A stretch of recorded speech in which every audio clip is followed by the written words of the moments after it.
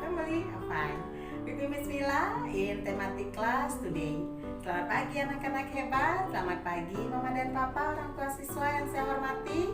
Bagaimana kabarnya hari ini? Semoga hari ini Miss Mila temui anak-anak serta keluarga dalam keadaan sehat, berbahagia selalu, dan dalam lindungan Tuhan. Dalam kesempatan hari ini, pada hari ini Miss Mila akan mendampingi anak-anak dalam pembelajaran dari rumah secara daring online pada pembelajaran tematik tema 7 muatan bahasa Indonesia dengan topik mengenai teks narasi sejarah. Untuk mengawali kegiatan pembelajaran ini, seperti biasa, mari kita berdoa. Terima kasih Tuhan, untuk hari ini kami akan memulai kegiatan belajar. Kiranya Tuhan memberikan kepandaian kepada kami. Berkatilah sekolah dan guru kami yang akan mengajar, serta kedua orang tua kami. Amin. Oke anak-anak, sudah siap belajar tentunya? Sudah rapi, duduk manis, dan siap menyimak pembelajaran dari Miss Mila hari ini. Untuk pembelajaran hari ini, Miss Mila akan menjelaskan mengenai teks narasi sejarah. Nah, teks narasi adalah salah satu bentuk tulisan atau karangan atau bacaan yang menjelaskan atau memaparkan tentang suatu peristiwa secara detail berdasarkan urutan waktu. Nah, teks narasi dapat dibedakan menjadi dua, yaitu teks narasi fiksi dan teks narasi non-fiksi. Teks narasi non-fiksi adalah suatu teks yang memaparkan suatu peristiwa. Yang fiksi adalah berdasarkan hayalan atau rekaan dari sang penulis. Sedangkan teks narasi non-fiksi itu adalah suatu teks yang memaparkan tentang suatu peristiwa sebenarnya yang berdasarkan dengan kenyataan dan realitas sehari-hari.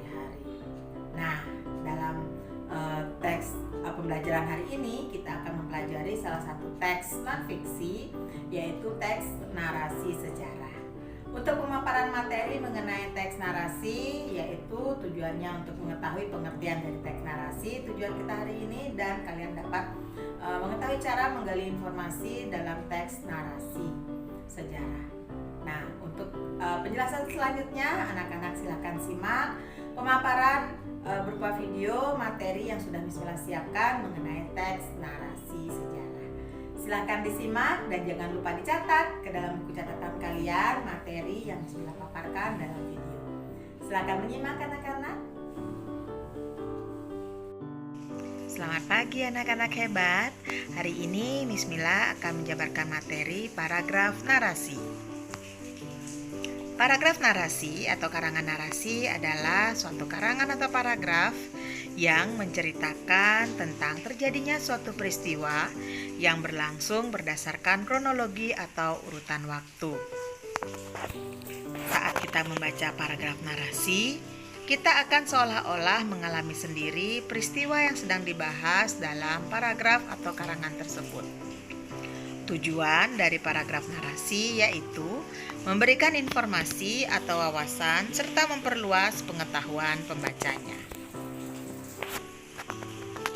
Narasi adalah salah satu jenis pengembangan paragraf dalam sebuah teks yang merupakan rangkaian peristiwa dari waktu ke waktu dijabarkan dengan urutan awal, tengah, dan akhir.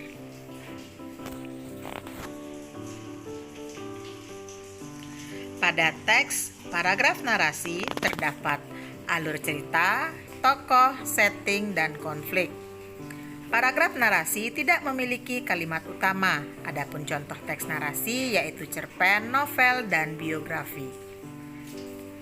Adapun ciri-ciri teks narasi yaitu 1. Berupa cerita tentang peristiwa atau pengalaman penulis. 2. Paragraf narasi menunjukkan unsur perbuatan atau tindakan. 3. Teks narasi dirangkai dalam urutan waktu secara kronologis dan jelas, di mana bagian orientasi, klimaks atau puncak, dan penyelesaian masalah dalam karangan tersebut. Adapun ciri keempat yaitu memiliki unsur-unsur utama seperti tokoh, latar, konflik, dan sudut pandang pengarang.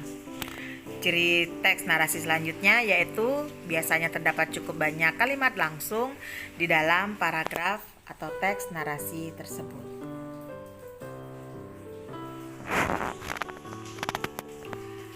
Selanjutnya Mimisla akan bahas mengenai menggali informasi penting teks narasi.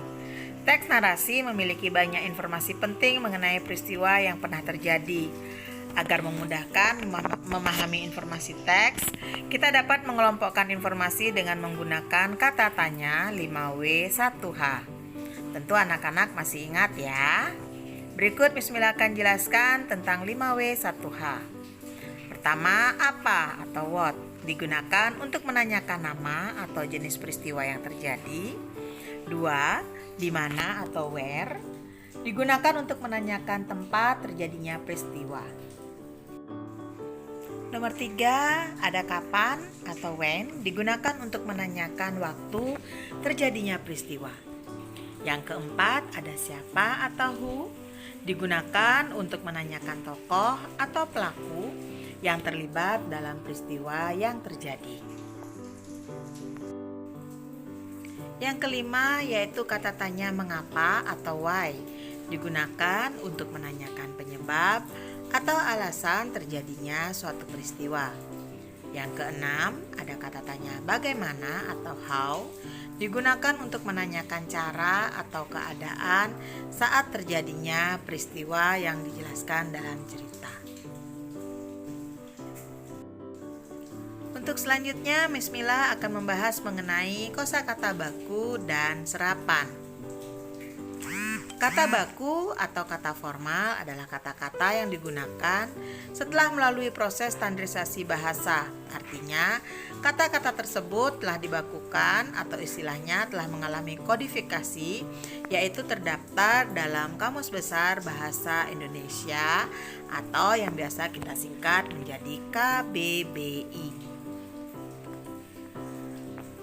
Hal ini bertujuan agar bahasa Indonesia dengan segala varian kata-katanya dapat secara jelas digunakan dalam ragam ilmiah ataupun digunakan untuk pembelajaran bagi orang asing.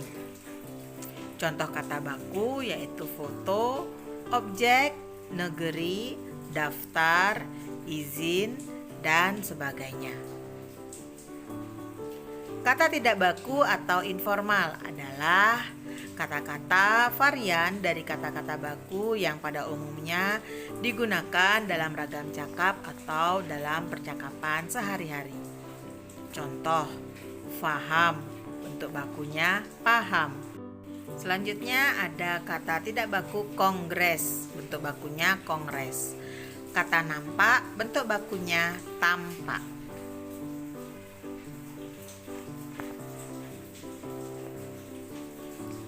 Kata serapan. Kata serapan adalah kata yang berasal dari bahasa asing yang telah terintegrasi atau menyatu ke dalam bahasa Indonesia dan telah diterima luas oleh masyarakat umum.